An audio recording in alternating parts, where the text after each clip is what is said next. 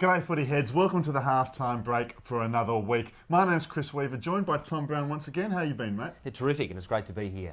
Well, a big week of football in round 9, one of the best weekends so far of the season. It's all pretty much focused on on-field issues for the first part of today's episode.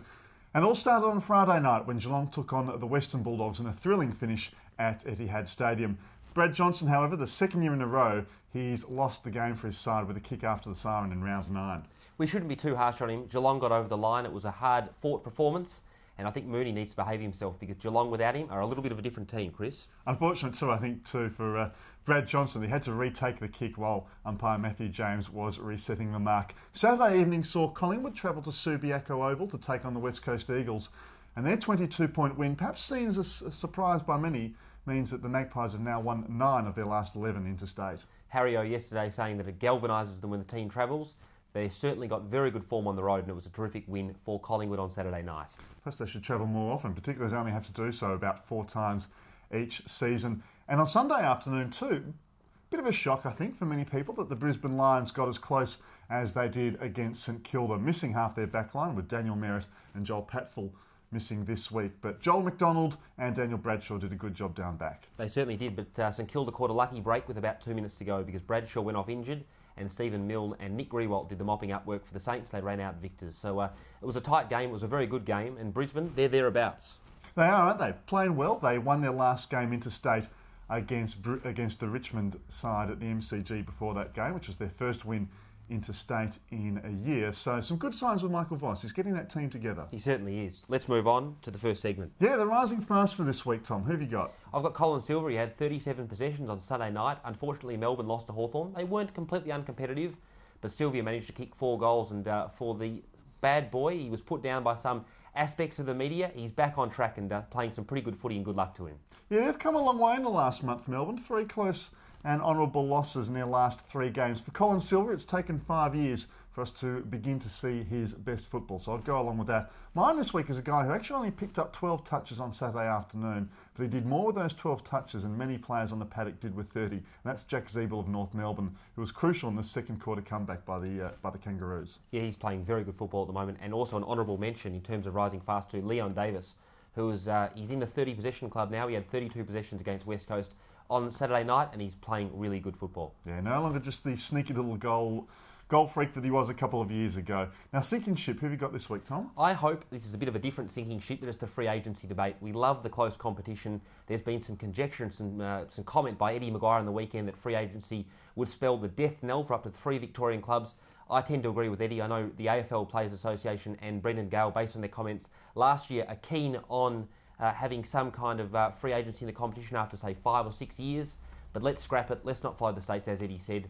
Let's hope that is that just goes to rest, if you like. What keeps it at arm's length at the moment is the fact we've still got the pre-season draft as an option while the national draft is also available. But it will become a news topic over the next 6 months, I think.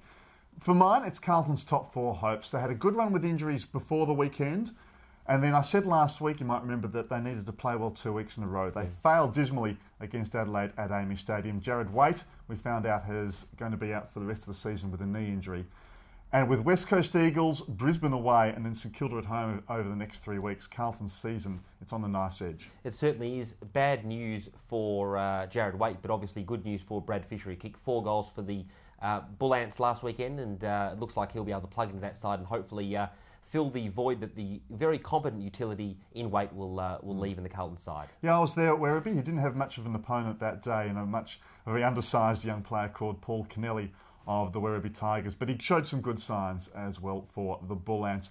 Meantime, the Fat, which issue is going to dominate the media, Tom? I think home games away are going to dominate the media in terms of an issue this week. The Hawthorn have today come out and said they understand they haven't got an exclusive arrangement with Tasmania. The Tasmanian President David Bartlett's come out and said this week, well, all teams could compete for that quite lucrative sponsorship.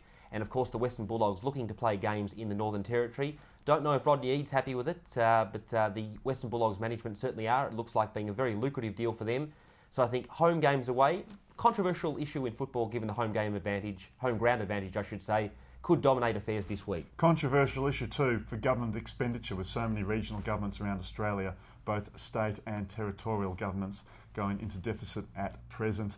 For mine, it's going to be Responsible Gambling Week. David Schwartz has been in the media for Gamblers Help talking about that issue, and we hope his message gets through. And finally, Game of the Week. What are you looking forward to in round 10? A bit of an odd game, Chris, but I think Adelaide versus Hawthorn over at Amy Stadium this Saturday will be a big game for both clubs. Adelaide are 11th on the ladder and have surprised me with their win against Carlton last weekend. Hawthorn 7th and needing to stay in touch with the top 4. They played in round 12 last year and Hawthorn won narrowly by 4 points. Bit different last year though, Chris. Hawthorn at that stage were first and Adelaide were 4th. So they're just trying to stay in touch this weekend, and I'm looking forward to that game on Saturday. 3 of the next 4 on the road for Hawthorn. It's going to be tough for them. For mine, meantime, I'm going to go to Manuka Oval on Saturday afternoon for the Western Bulldogs and Sydney Swans. I think that will be a good game. Very tight, and I'd like to see how the Bulldogs respond following last week's tough loss to Geelong. That's all for this week. Tom Brown, another magnificent performance for the 3rd week in a row. Footy heads, leave your messages down in the box below, and we'll look forward to seeing your approval or disapproval as the week progresses. That's all for now. See you later, Footy heads. Thanks very much.